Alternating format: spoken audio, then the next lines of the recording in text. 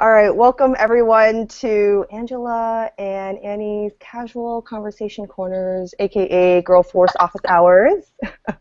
Let's just get started and do some really brief introductions. I'll start, pass it on to Angela, and we'll do like we'll follow the line. My name is Annie Shek. I am a senior consultant at the Innovation Network, and I've been on the platform for about 5 years. I have 3 certifications, and I've been in the nonprofit space since 2003. And that's about it for me. Angela. Great, thanks. My name's Angela Adams. I'm the Director of Operations with Now It Matters. I've been working in nonprofits since I was just out of college in 2002, and I have been in Salesforce platforms since 2012, and I am glad to be here. Judi, do you want to go next? Sure. Hi, I'm Judi Sohn. I'm Open Source Manager at Salesforce.org, and I've been working with nonprofits since 1999 and on the Salesforce platform since 2006. And I have 4 Salesforce certifications, and I used to be an MVP before I joined Salesforce. Oh, I didn't realize you had to give up your MVP status. I know. Yeah, but it's worth it. It's okay. That's the price you pay for being famous. All right, Melissa, you're next. All right, so Melissa VanDyke here. I work at Orbitz Worldwide as their manager of our Salesforce team. And I also run the Admin to Admin Academy at melissavandyke.com, trying to help ambitious admins further their career and really get things done. So that's me. Last but not least, we have Bryan. Kari, tell us a little bit about yourself. So my name's Bryan. I'm the Salesforce Administrator at Texas A&M University Commerce. I have been in Texas since 2012, moving from California, and don't ask me why, but it's nice because I do have a garden here. But anyway, I've been working with Salesforce since early 2014, and that's my story. Today's topic is lightning, and particularly we want to talk about that for GirlForce and for nonprofits, just to get a better understanding of what lightning is, what we should be aware about, how do we turn it on, what are the resources. So I'm going to pass it to Judi. Judi, how would you describe lightning? Because it seems like a big thing to explore. It is, but really it doesn't change anything about your data in Salesforce, and what it is a new visual interface, and it's called Lightning Experience. It's the desktop, new desktop interface for Salesforce, because the look and feel we've been using, which is called Salesforce Classic now, it's been around for a while. It doesn't look quite modern, and what's really exciting about the Lightning Experience is how everything is much more in front and accessible, takes less clicks to get around, and how integrated it is with the mobile experience. So Lightning has been around for a while already on the mobile, being able to use Lightning App Builder and creating pages, and now that experience is coming to the desktop. Okay, great. Has anyone actually turned it on, either in a developer org or even in their nonprofit instance or live instance? I can raise my hand. I have. So basically, what I did is I decided to follow the steps from my Lightning Experience guide. I don't know if you guys can see this, but I picked this up at Dreamforce. But anyway, without realizing I was following the steps, I followed Chapter 10. Chapter 10 is called Rolling Out the Lightning Experience, and it basically talks about how to educate yourself regarding the Lightning Experience, getting hands-on with it, and really kind of getting into the meat of what your processes are, and then just kind of doing a risk assessment. And without realizing I did all of that, I realized that there's plenty of pluses about Lightning, but there's so many factors for me, the way my org is set up, that after review, further analysis, my decision is to definitely wait on the deployment of Lightning, but to wait for those subsequent updates because they're going to be awesome. So I'm really excited about seeing Lightning in its full-blown glory. Is there anything that nonprofits need to think about being on the Nonprofit Starter Pack with Lightning, or is that not even something to be concerned about? It's really, you have to pay attention to Lightning versus Salesforce Classic, what comes with it or what doesn't come with it. Okay, so in the weeks before Lightning Experience was released even into sandboxes, did some testing around the Nonprofit Starter Pack with Lightning, and the key thing is going to Lightning Experience is not necessarily something, okay, here it is, you turn it on, everybody's going to convert to it. As Kari said, very rightfully so, this is the first release in what's going to be a long journey of the transition to Lightning Experience. I've been using the comparison going back, and I'm dating myself, but I remember being a Mac user when there used to be System 9, if you remember those old days, and then Mac OS 10, OS X was introduced, and the first versions gave you a taste of what was to come, but you really couldn't live in it at first. You kind of got familiar with it, the developers got up to speed, and then over time, eventually the old got phased out and the new got phased in. And we are really just at the very beginning of Lightning Experience, which is the next generation. So going back to your original question about the Nonprofit Starter Pack, what is in Winter 16 in Lightning Experience works just fine with the Nonprofit Starter Pack. So for somebody who has the Nonprofit Starter Pack, if they want to turn it on just for themselves as an admin, you can do a lot. But there is so much that is still not missing or needs to be changed in some way for the Lightning Experience. And I think for nonprofits using Nonprofit Starter Pack, the biggest gap they're going to see, there are two areas. It's the campaigns. Marketing is not, the campaign page is just not available in Lightning Experience. And for Nonprofit Starter Pack, that's going to be big. Nonprofits use campaigns a lot. Also, their custom buttons is as well. So there's a lot of pieces in Nonprofit Starter Pack which rely on custom URL buttons. So the data import tool, managing allocations, the relationship viewer, because those rely on URL buttons, they're not available in Lightning Experience. So over the next few releases, as more features get added in, the Nonprofit Starter Pack team is keeping up with that. So as Lightning Experience matures and becomes more functional, Nonprofit Starter Pack will be able to come along with that. But just about everything does work now, with the exception of the things that are just not available yet. Person accounts don't jive with Lightning. So if you have person accounts, then you cannot enable Lightning. And I'm not actually sure how many nonprofits use person accounts, but I actually encountered one user at our last Detroit user group meeting last week. Can't remember the actual nonprofit, but they use person accounts. Do you think that that is a large or a large percentage of the nonprofit folks using Salesforce? Honestly, no.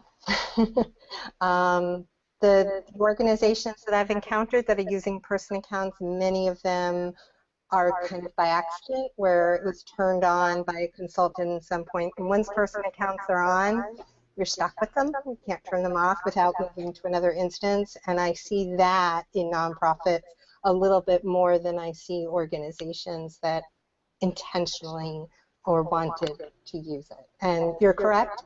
It does not work at all in person accounts, but you can enable it in the sandbox. So if an organization does have person accounts, they will have Lightning Experience in their sandbox, just not production. I wanted to just jump in quickly, and we've used the term enable a couple of times, and I just wanted to clear up any questions about that. So Lightning experience is not going to automatically turn on when someone logs in. It's something that people have to intentionally enable. Kari, can you talk a little bit about that initial decision? Yeah, the decision to enable. I got a little nervous. I thought I read as much as I possibly could through the trailheads, and I think I still was just like a little iffy on how it was all going to work. I know that there's some features that they recommend you enable, and then I started wondering, okay, well, what if I want to back out of that? If I disable Lightning, what's going to happen there? But anyway, so I just went through the steps. I turned things on, and then I just, turned it on. I think the one thing that probably confused me most is seeing that new, the Lightning login. I don't know if anyone else has noticed that, but you have that Lightning login even for Classic, and so I hope that answers that for you. Yeah, thank you. So, Melissa, I asked you to join the call today because I saw an awesome resource you had prepared on doing a project plan to manage your choice to enable Lightning and how to roll out Lightning. I'm wondering if you could talk with us a little bit about that. We found out digging in a little bit that we have a lot of custom JavaScript buttons, so we really need to migrate those to Apex code or Process Builder before we can turn on Lightning. And also did some other, just kind of wrote out, if you go to melissavandyke.com, you can download the project plan. But basically, it's just thinking through all the little things, and I'm trying to add to it as I learn from the community about different things that come up, specifically around whether or not to turn on and when you might turn it on. It's starting to sound like brand new orgs should turn it on, but anybody existing, it's kind of like just kind of wait a little bit and make sure before you move forward. I agree. It's the same way. I went through everything. I turned it on. You just kind of go through that slow checklist of all the different things that you needed to do. It's like in project management. You got that path that you need to go right through for certain things, and so you just make sure certain things are available. And so I just kind of went through it, started identifying what was available, what wasn't, and then really thinking about the end user experience. Everybody has processes, and I know my users so well. They will wait to find one little thing that's different, and then they will be like, everything's broken, and so I'm anticipating my users very well. That's another thing. If you can become your users and you introduce yourself to Lightning, you'll know right where to go. That's what I wanted to say. I think the key thing also is to show, if your users are trying it out, to show them just how easy it is to, okay, yes, it's broken in Lightning. Here, click on your icon, switch back. It's the exact same data. There are some exceptions, so there's some, if you create a dashboard in Lightning, it's not available in Classic. There's certain things that are Lightning only. But if you go to an opportunity in Lightning, you switch back to Classic, it's the same underlying structure. So that helps probably with some of the fear and anxiety around it. It's different, but it's the same. And this is where I think you identify your adventurous users. There's always that one that's willing to go on the ride with you. Like, I would not necessarily just send out an email, okay, Monday, here's a totally new interface, because that's going to freak them out. But, if you have those kinds of people, like, just pick a pilot program, a little one or two. There are certain parts of Salesforce that have been on Lightning Experience for a while, and when it was both, but it starts getting more and more comfortable, particularly things like Chatter, and certainly anything around Sales Cloud, anything that is really driven on opportunities, contacts, accounts, leads. It really is better. It's a lot easier, takes less clicks, you can move things around a little bit easier, so it's going to keep getting better. This is just the beginning, as I said before. One of the things my users absolutely loved was the sales path. That got them. I mean, they were just drooling. Even the ones I knew that were going to be a little skittish, they were drooling over sales path. They absolutely loved the fact that they could define their sales path. It wasn't just a drop-down menu like a lead source. It was actually interactive. You can provide guidance at the different steps, more information to collect besides the 5 fields that are available at that time. And they love the dashboard. They love having more than, your typical 3 columns. They're super excited about that. They love the interface, and I think the interface is going to drive more mobile use. My users, they tend to stay within Classic. I'm really trying to push mobile, so I think having more mobile both ways is going to make that transition for them to use their mobile apps easier. Have you discovered address auto-completion yet? When you create a I record? have.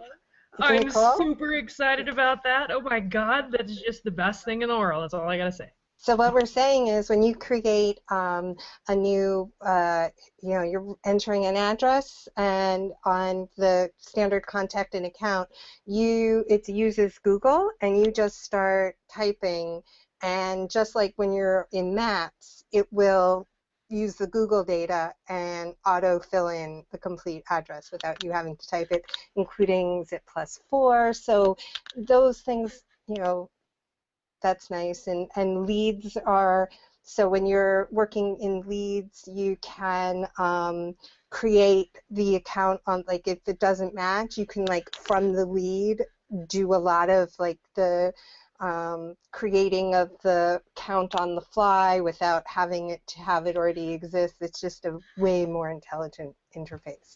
This was designed for sales. I mean, so those pieces of it are done really well, and if they handle the other pieces of Salesforce as well as they handled the sales piece, it's going to be pretty awesome. So we kind of veered towards talking about resources, and Melissa drafted a great template that I'm going to go look at right after this vodcast or podcast, whatever we're going to call it. But there are a lot of other resources out there to prepare our non-profiteers on whether or not, how to approach the rollout. I wanted to point out that there is an enablement pack that is accessible for anyone. I found it on the Trailhead modules, and I can share the link. But it was pretty cool because it showed a sample executive summary. You definitely want executive buy-in before you roll anything out. It includes a rollout plan, project schedule, a risk severity matrix, which is pretty helpful to assess the gaps, a test plan, as well as some sample email campaigns. So I wanted to throw that out because it's a very comprehensive resource that people should take a look at before they embark on the Lightning adventure. Are there other resources that we can point our non-profiteers to? There was one post on the community the other day that was like an admin's experience installing or enabling Lightning. Do you remember that? It was like 12 pages. Kari. It was Kari. That was mine. That Yeah. was so awesome. I found that today. Congrats, that's cool. Thank you. I was going to say we put a link to it on the wearegirlforce.com website for October 16th. So if you go to the website, you can find the link there and read the full blog in case you don't have access to the document. So yeah, thank you. I'm so glad you called that out. That was me. Good. Okay, that was really good. People should definitely check that out. Very comprehensive. Thank you, Kari. I live to serve. And I will also say the development teams at Salesforce are very, very actively waiting for feedback. And they're, at least internally, they're reacting very quickly to that, very excited now that the Winter 16 is fully deployed. So, I had asked a question, and they urged folks to make sure there is when you're in Lightning Experience, there's a give feedback link, and they do actually read. So if something's not working, it's a bug, whatever, use that because they are reading it and there's long plans of what to fix, but they really are, they want to know about anything, because you can test like I did in a very perfect little clean little instance with John and Joe Doe and Jane Smith, but it's you guys that are using it with your real data and your real apps, that are really going to be able to help iron out all the kinks. Judi, thanks for mentioning that. And I wonder, and this is one thing that it seems like people were asking a lot about at the when they made the big announcement. I saw a bunch of the feeds coming through of is support going to continue to support Salesforce Classic and Visual Force pages? Do you know what the word on the street is in terms of technical support if you don't Yeah, no, Salesforce Classic will, like, I've not seen anything that says, okay, you have until next Thursday and then you better convert or else. I think eventually, depending on, how things are rolling out, I'm sure, 10 years from now, will Salesforce Classic be available? Like, maybe, maybe not. If you've been in the Salesforce world for a while, kind of think of them like S controls. I don't think at some point, everything, it'll just be natural to be in Lightning experience, and classical just quietly fade away. But that's not, I think, going to be for quite some time. There's a lot of work to be done between now and then, and from what I understand, Visual Force, like S controls, I don't think necessarily they're going to do anything that's going to break things. So at least in the next releases, I think, the most important thing is letting organizations meet their mission and do their business, and it's in Salesforce's best interest to make sure that happens. We received a question in the GirlForce community group, and it's from Liza Mueller. She's with a nonprofit. She says, we've set out a timeline and a plan for our own experience implementation, but it would be great to hear some management best practices from those who already have experience with the new UI. Specifically, we're weighing doing a bunch of required training versus light training and then allowing for organic adoption, as we did when we launched Chatter a few years back, which went well. What has worked well for others? So I know that we're just starting to talk about enabling for our orgs, but what are your thoughts on change management and a training approach for Lightning? Kari, do you want to go first? Sure. I guess the best thing is to get one or two individuals or more, if you have a larger organization that want to be part of the whole process, and then give yourselves a timeline, and then just start small. I think it's Kari O'Brien in GirlForce has talked about how she's created documentation for use with her users, and so I think I'm going to adopt a similar process, but I really want them to have hands-on experience. I want them to get used to the flow of where to find things. I want them to ask questions.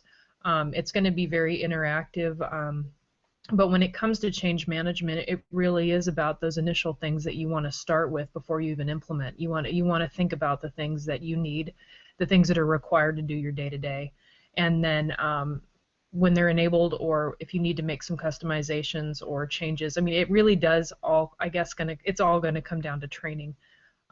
For me specifically as an admin, one of my biggest challenges, but my greatest opportunities, is going to be navigating the new settings tab, and getting used to how all that's set up, and getting used to just where everything is in the new experience.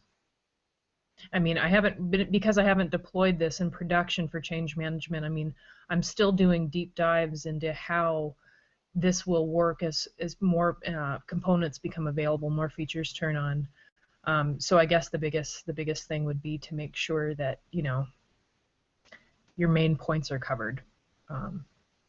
So I think that's about all I've got. And I think Kari raised a really good point that I want to stress.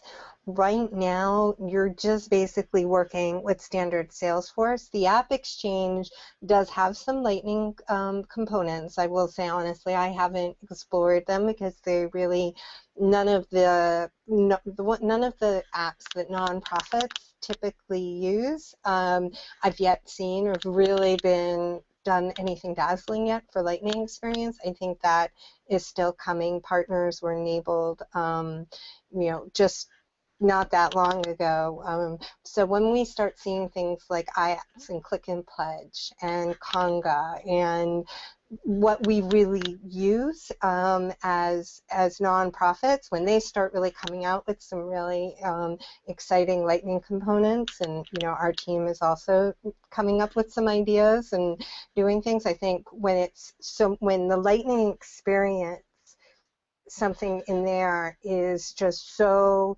much better than what you can do in Classic, I think users are just naturally going to flock to it because they'll want to do it in Lightning experience because it's drag and drop, or they don't have to go to a separate page. There's going to be so much more that can be done with it, and we're not really seeing that coming out of the partner community yet, and I think that's going to start happening over the next release or two, and it'll be a lot more exciting to get users in because it'll be more fun. It's the squirrel factor, something real shiny to look at, so I'm excited about that. Melissa, what about you? What words of wisdom do you have regarding change management and training?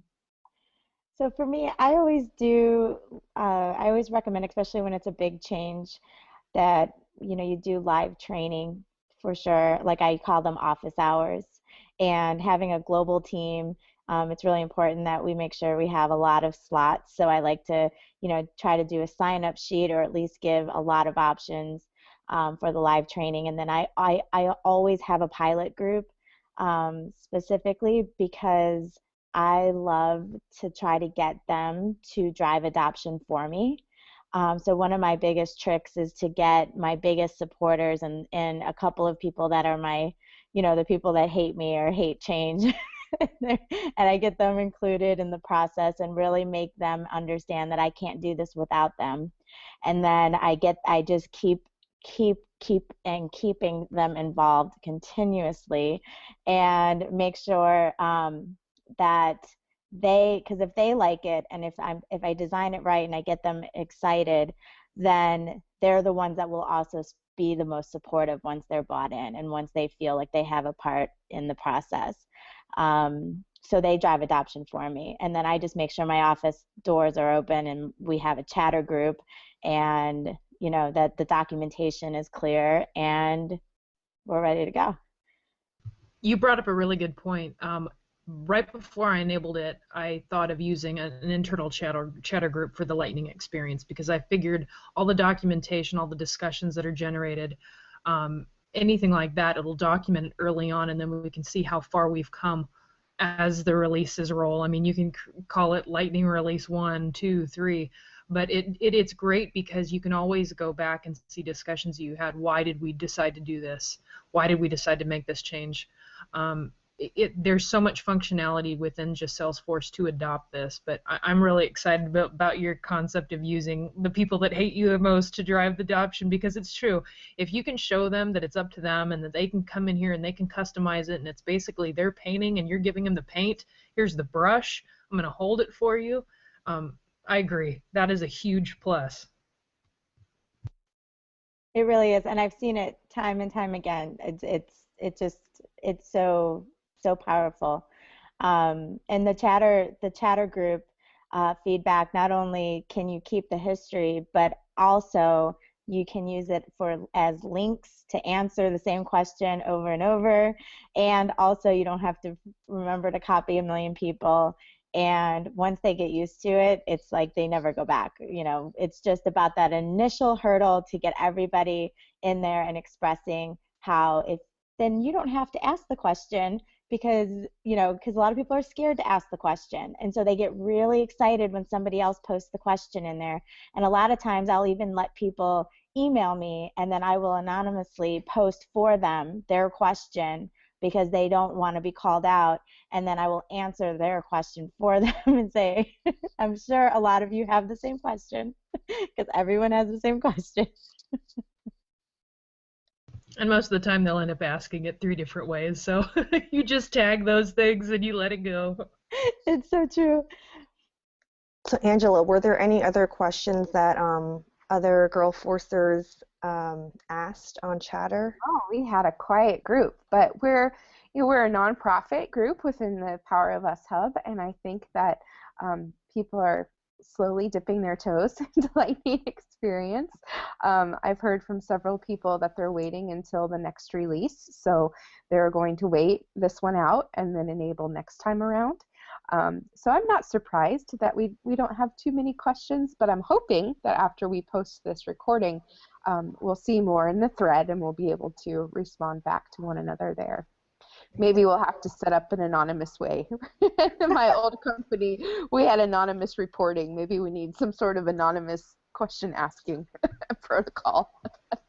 I think the important thing to stress is that, okay, so the admin would go in and enable it. Even after the admin enables it, it's not like automatically that when it's enabled the next day, people are going to log in and it's going to look different. When the admin enables it, they still have to go and switch to it.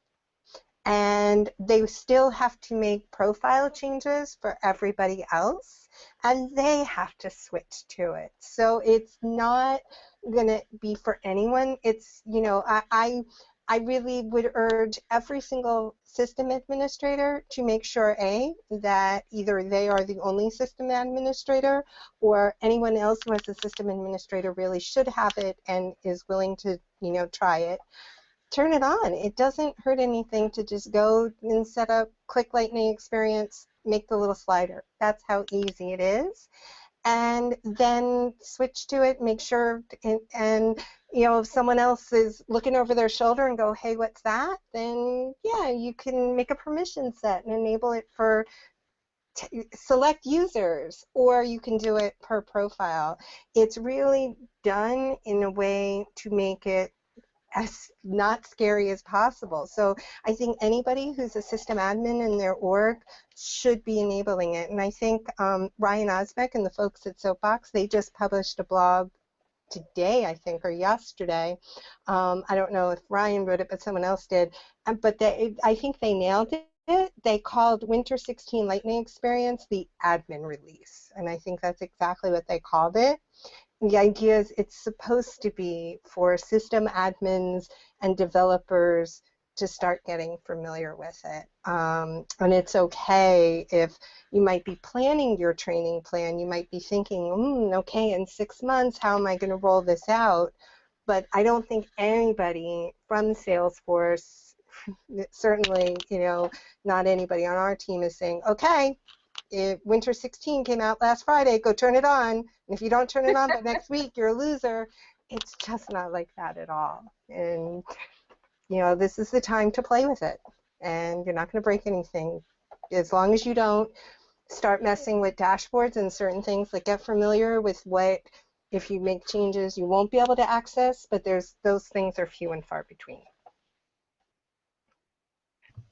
And to piggyback along that, if there are users who are really still not comfortable turning it on their production site, there's developer. You can use a developer instance, and there are fabulous Trailhead modules. I got this little cute thing. I'm going to put it here. And there's a couple of trails just for Salesforce, Lightning Experience Basics, Experience Features, rolling out. And what I found is that on the Trailhead modules is that a lot of the information reflects this book, which is the Lightning Experience Guide, which everyone was referencing early on in this recording. So that's another tip. So we're at the 45-minute mark. I'm just curious, does anyone have any other last-minute tips you'd like to share before maybe we close out our first official GirlForce vodcast, if I can call it that? Anyone else? I have one thing to say. I do want to agree with Judi that for me, I will be an admin that turns on the Lightning experience for myself in a permission set because I need to be knowledgeable about what's coming so I can best sell this to my customers because I think Lightning is going to sell itself, but I want to be best prepared. I want to be able to walk the walk, not just talk the talk. So I'm definitely excited about constantly switching between Salesforce Classic, Salesforce Lightning, learning more because I know as each subsequent release, my knowledge is just going to deepen. So, and I will be using, a group of, power users that will eventually be brought on with the Lightning. So I'd like to also get them acclimated, whether or not they are added to that permission set to be using it. I'd still like to use this time to get them prepared and kind of massage the Lightning, so to speak. I love that. Yeah, actually, I'm sold now too. Thanks, guys. I'm gonna have to turn it on. Me too. Maybe we can go over that obstacle together. Yeah, I think we should virtually hold hands and kumbaya, and we should just do it together. Just push the button. If it explodes, we all go up together. And I really hope that other folks who do turn it on to share, like find a way to share their experience, whether it is maybe reaching out to someone on the GirlForce leadership team. I know we're having this blog and we're posting different blogs every 2 weeks or so, and it would just be great to know what other nonprofits' experiences are and share them through whether it's chatter or the blog. I think it's okay to be transparent and it's just a way for us to all help each other. So that's another tip.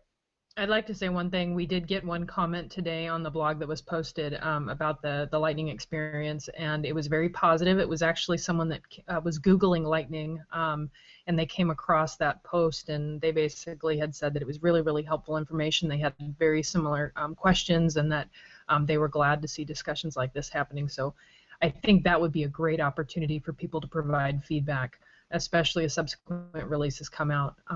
And it gives us basically an aggregated area for these types of comments, and then we can dialogue there.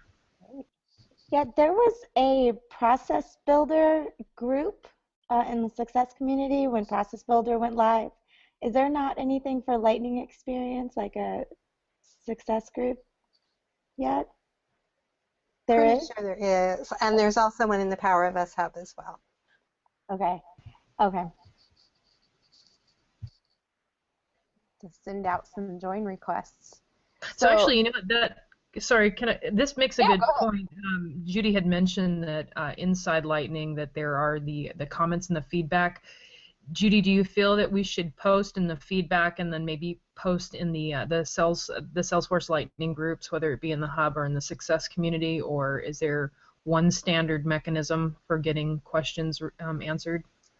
I would almost recommend posting in the groups first, because it's, even for myself, it's when I run into something, it's hard to tell, okay, is this something that is something broken, or is it something known that it's just not enabled yet?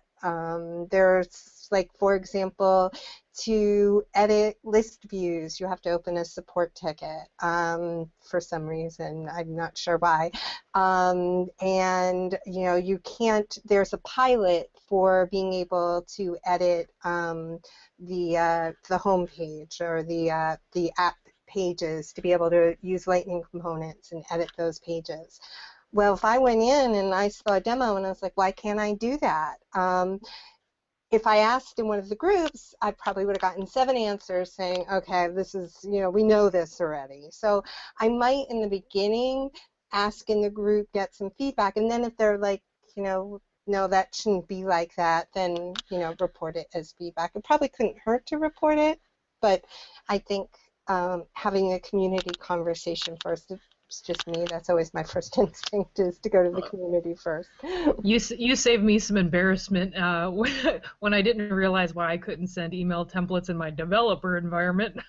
So thank you for saving me that. I would have been really embarrassed to have sent that via feedback. So that's a good reason. Put it in the group. Judi will help. in sandboxes. And that was an intel. So I've been on Salesforce for almost 10 years, and used to be you would have, your org, and you would put in data, and you'd have real live email addresses, and then you would be testing things in Sandbox, like workflow rules that email out into everybody, and all of a sudden your customers and your colleagues are getting email alerts with links to Sandbox records, and that's not cool. So a few releases ago, probably a few years ago, they made it so that in sandboxes by default, you only get system emails. You only get like logins, your workflow rules. You have to like very specifically say, okay, I know I want to test real email. And so if you don't have deliverability on sandboxes, you're not going to see the ability to send email in a sandbox. Do you see how kind she was with my noob moment? I appreciate that, Judi. It was probably, I knew that because I found the exact same problem. All right. So we have 10 minutes left to spare. In the East Coast, it's almost time for Judi to hit the hay. It's almost 10 there. However, was time to hit the hay before we started. I want to leave you with this amazing thing that you can just think about all night long. So Nana Gregg, who was not able to be here tonight but wanted to be, wrote part of a song about the Lightning user experience to go to the music of Grease Lightning from the movie Grease. And you guys need to go check out her blog and find the words. It's hysterical, and I had hoped that she'd join us so she could sing it for us, but she had another commitment. Sing it for us. She could still sing it. Maybe we'll have to edit that in. I have to come back for that. I got to hear that because I'll sing along. But now every time I see Salesforce Lightning, I think Grease Lightning. So that's my parting words. May you never think of it without that again. Epic last words right there.